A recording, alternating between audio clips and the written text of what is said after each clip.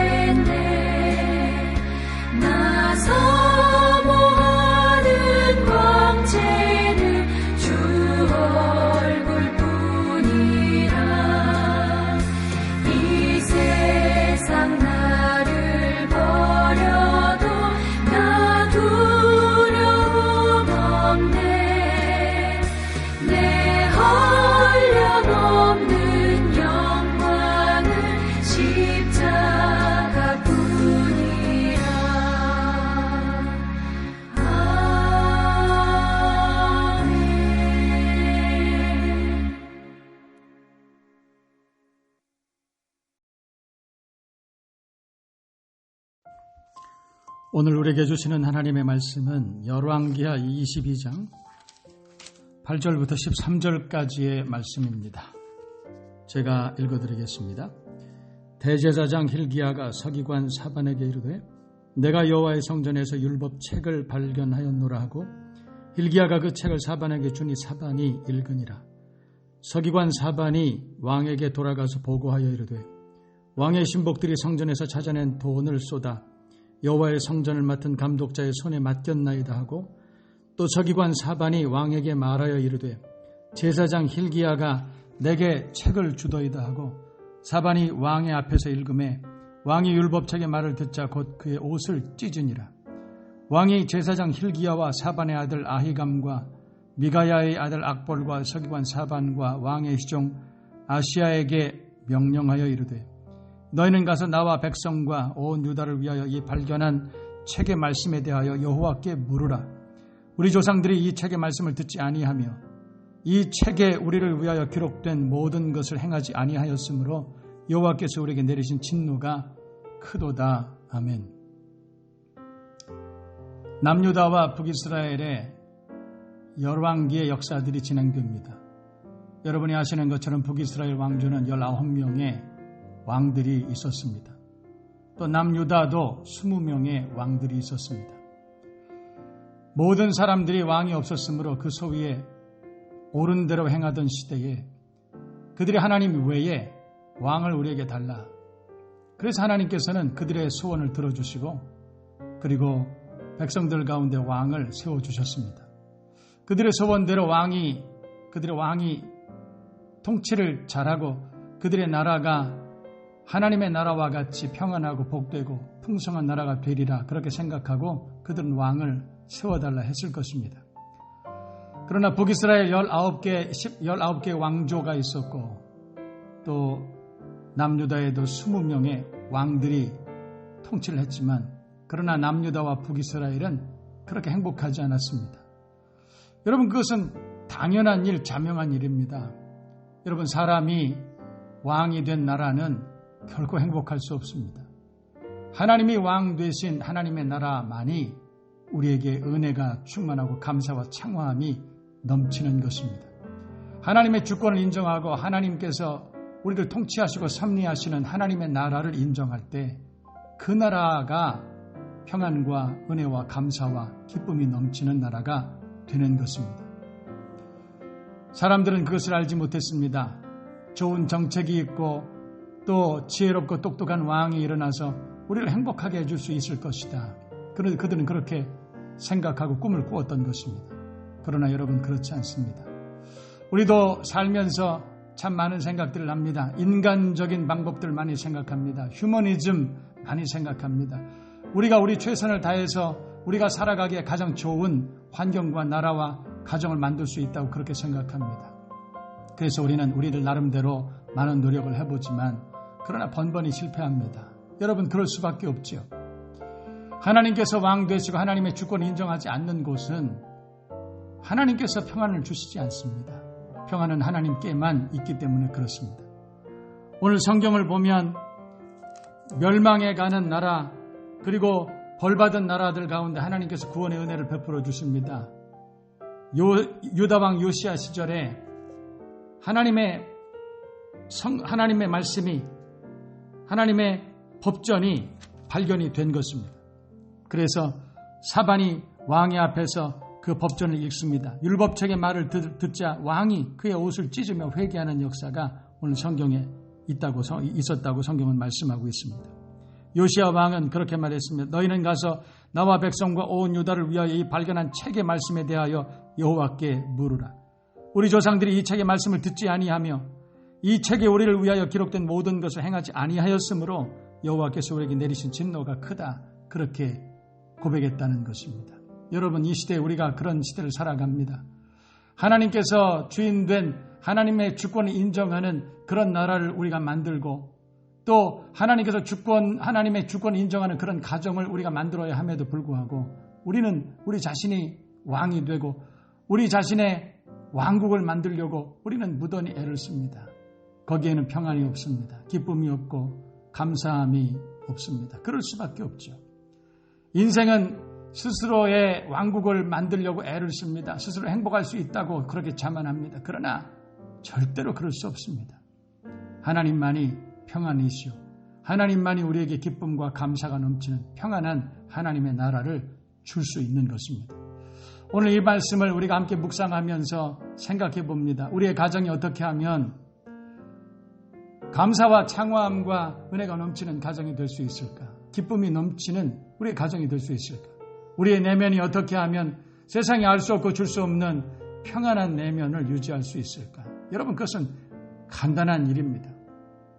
우리가 우리 자신의 삶의 왕이 되고 우리가 우리 가정의 주인이 되고 우리의 삶의 주인이 된다면 거기는 평안이 없다고 성경은 말합니다. 하나님의 주권을 인정하는 것이 유일한 방법이라고 성경은 우리에게 가르쳐주고 있습니다.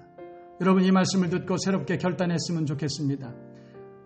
하나님만이 우리의 왕이시오 주님만이 우리의 삶의 주권자의 통치자이심을 오늘 고백했으면 좋겠습니다. 우리가 주님의 주권을 통치하시는 그 주권을 인정하는 그곳에 하나님의 나라가 임하고 세상에 알 수 없는 평안이 임한다는 사실을 기억하시고 오늘 이 새벽에 주님 앞에 주님은 나의 그리스도시요 나의 영원한 주권자여 통치자이심을 고백하고 그리고 세상에 알 수 없는 평안과 기쁨을 맛보고 오늘도 주님께 영광 돌리는 저와 여러분 모두가 되실 수 있기를 주님의 이름으로 축복합니다. 찬송하겠습니다.